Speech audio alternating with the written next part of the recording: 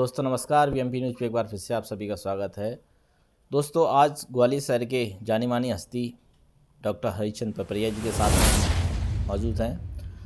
आज हम विजयदशमी के अवसर पर सच से बात करने वाले हैं। क्या विजयदशमी रामायण के हिसाब से बनाई जाती है या बौद्ध धर्म के हिसाब से बनाई जाती है? क्या है विजयदशमी? विजयदशमी के बारे में ज़्यादा जानकारी के लिए आइए हम सर से डायरेक्टली बात करते हैं। सर, क्या है विजयदशमी? आप हमें विस्तार से समझाएं। सबसे पहले तो मैं सारे भारत के देशवासियों को अशोक विजयदशमी के उपलक्ष्य में हार्दिक बधाइयाँ देता हूँ। और जैसा कि अभी पुरुषोत्तम भाई ने पूछा है, ये अशोक विजयदशमी है क्या, ये दशहरा है क्या?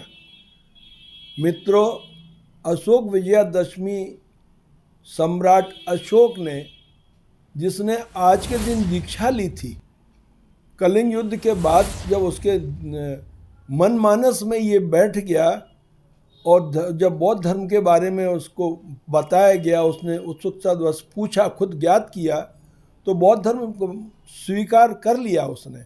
और स्वीकार करने के बाद उसने पूरे देश का भ्रमण किया।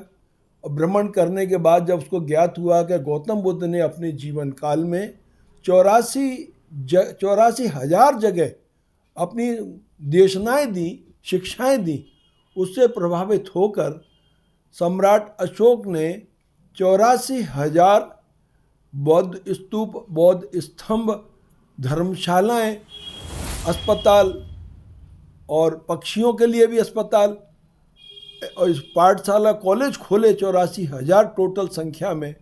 और उनको एक ही दिन में उनका उद्घाटन किया, दीप जलाकर पूरे देश को जगमग किया। पूरे देशवासियों ने एक दिन में वो दीपक जला के अशोक विजयदशमी को मनाया। और वो भी इसलिए था कि सम्राट अशोक से पूर्व गौतम बुद्ध के जीवन काल के अंदर उनके जो धर्म सेनापति थे मोदगिलायन, उनकी हत्या षड्यंत्र पूर्वक ब्राह्मणवादियों ने कर दी थी, क्योंकि उनके रहने से बौद्ध धर्म बहुत तेज़ी से फैल रहा था। गौतम बुद्ध के जानने के पहले वे आगे आगे चला करते थे, लोगों से मिलते थे, राजे महाराजाओं से। सब राजे महाराजा, जनता सब बौद्धमय होती चली जा रही थी। और उससे चिढ़कर, उससे घबराकर ब्राह्मणवादी लोगों ने मोदगिलायन की हत्या कर दी थी। तो लोग दुख मनाते थे, भारत के लोग, उस दुख को ख़त्म करने के लिए। और आज ही के दिन वो भी दिन था उनका मारा गया था। तो आज के दिन जो बौद्धवंशी लोग थे, बौद्ध को मानने वाले, दुख करते थे आज के दिन।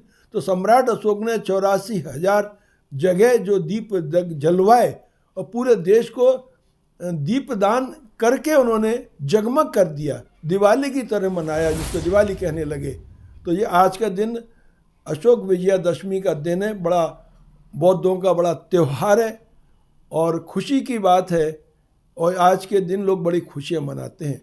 दोस्तों, एक बात मैं बता दूं कि आज तथाकथित लोग जो दशहरा के रूप में मनाते हैं, ये दशहरा नकली दशहरा है।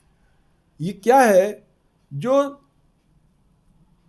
किताब रामचरितमानस लिखी गई है, उसके पहले वाल्मीकि जी ने रामायण लिखी, जो सबसे पुरानी रामायण नहीं। उसमें तो उन्होंने आषाढ़ के महीने में आना बताया है कि रामचंद्र जी कि रावण को मार के और 10 दिन बाद लौटे थे, तो वो उन्होंने आषाढ़ में बताया है। ये अभी जो मनाई जा रही है, जो अक्टूबर नवंबर में मनाते हैं, ये नकली है, क्योंकि ये रामचरितमानस तो अभी बता रहा है और वाल्मीकि रामायण है वो आषाढ़ के महीने बताती है, मई जून का महीना पड़ता है। तो यही नकली है। फिर दूसरी बात, सच्ची रामायण के लेखक पेरियर रामास्वामी नायकर ने किताब लिखी है। किताब का नाम है सच्ची रामायण। उस रामायण को हिंदी में है। ललित सिंह यादव साहब ने उस किताब को बेच रहे थे इलाहाबाद में, तो यूपी गवर्नमेंट ने उसको जब्त कर लिया और उनके ऊपर केस लगा दिया कि आप सब समाज में वैमनस्यता फैला रहे हैं। उसमें सच्चाई लिखी हुई थी। उन्होंने बताया था कि ये रामायण कभी लिखी नहीं, हुई नहीं, ये काल्पनिक ग्रंथ है। तो इसके बारे में उत्तर प्रदेश सरकार ने उनके ऊपर केस कर दिया। इलाहाबाद में वो केस चला तो वहाँ के जजेज ने, जो चीफ जस्टिस थे इलाहाबाद के, 3 लोगों की बेंच थी, उन्होंने उनके फेवर में डिसीजन दिया, जबकि उनके विरोध में, सच्ची रामायण के विरोध में शंकराचार्य, मठाधीश, बड़े बड़े महामंडलेश्वर भी थे, लेकिन सबको मात खानी पड़ी। वो कोई ऐसा एविडेंस नहीं दे पाए कि ये रामायण सच्ची है। तो और फिर जब वो उनको हर्जाना दिलाया गया, किताबें वापस की गई ललित सिंह जी यादव साहब को, तो फिर उत्तर प्रदेश सरकार दिल्ली में सुप्रीम कोर्ट गई और सुप्रीम कोर्ट के अंदर भी केस चला।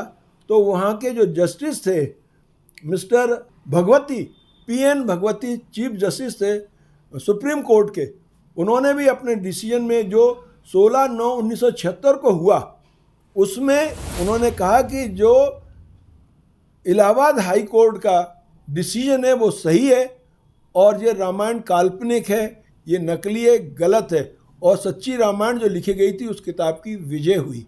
अर्थात चूँकि रामायण ही पूरी की पूरी काल्पनिक है और इसके को लेकर यहाँ पे इस तरह से त्यौहार मनाना करना बिल्कुल गलत है। हालांकि सम्राट अशोक का इतिहास असली इतिहास है, डॉक्यूमेंटेड है, जगह जगह इसके शिलालेख मिलते हैं, इसलिए हम लोगों को विजयादशमी मनाना चाहिए। सम्राट अशोक की विजयादशमी उन्होंने दी है, वो हम सबको मनाना चाहिए, पूरे भारत के लोगों को। धन्यवाद आप सबको, आपने मेरी बात सुनी, थैंक यू।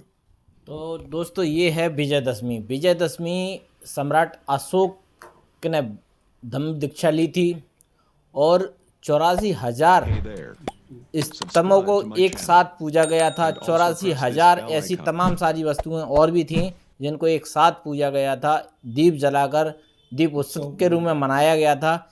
इसलिए विजयदशमी मनाई जाती है, ना कि इसलिए कि विजयदशमी का रावण का दहन हुआ था। ये काल्पनिक है। धन्यवाद।